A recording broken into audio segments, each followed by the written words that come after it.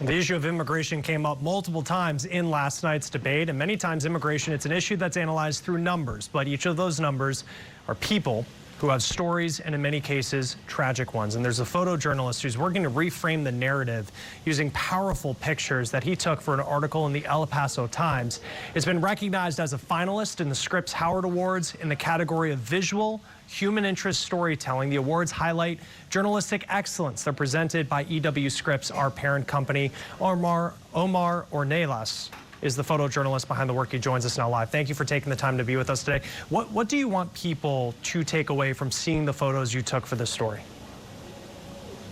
Well, thank you for having me. Well, I mean, as you just had in your opening segment, we understand that immigration is such a divisive issue in our country, and really what we wanted to do with this project is bring a perspective from our optic of in the community journalism, and how it affects us directly here at the border, not only for the migrants, but also for the border agents and for the community in itself. And so what we wanted to bring is shed some light into how immigration policies, not just only from the United States, but also from Mexico, affect the lives of these migrants. And I think that, one of the things that I think that we attempted and were successful is showing that this particular sector, the Paso sector, had a record number of deaths in the fiscal year of 2023. So that's really kind of what we set up. But again, it was really an attempt to tell a story from our community perspective. There's so many powerful images that you took. I know we had a few up on the screen there, but I want to show you one that really stood out to us, if we can put it up. A photo of a woman who's crying outside of an ambulance door after learning that 40 men trapped inside a Mexican migrant detention center had died. What is the story behind how you got this picture?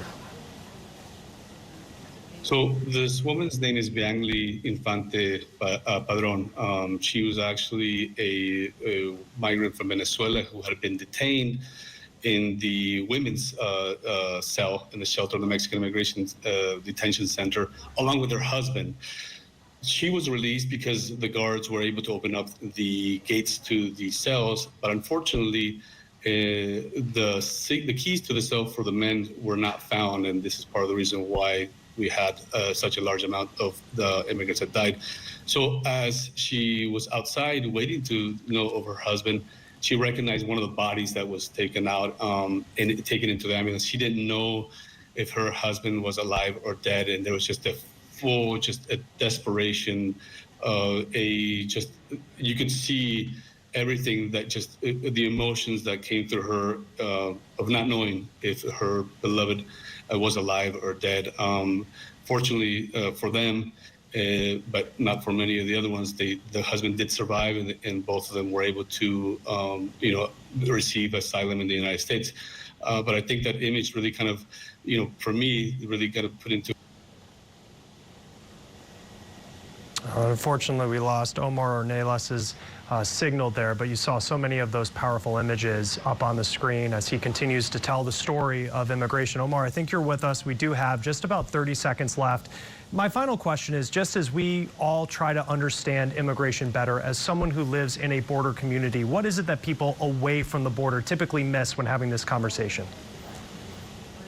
I mean, I think we have a national narrative in our national politics that tends to have a narrative that misses the impacts of the communities and of our of the essence of the humanitarian crisis that some of these policies have effects on the migrants. So I think when we think about immigration, we have to think about sort of what happens on the ground for these communities here in the border and the complexity of it. So I think we have to move beyond just the national politics and the narratives that we often see.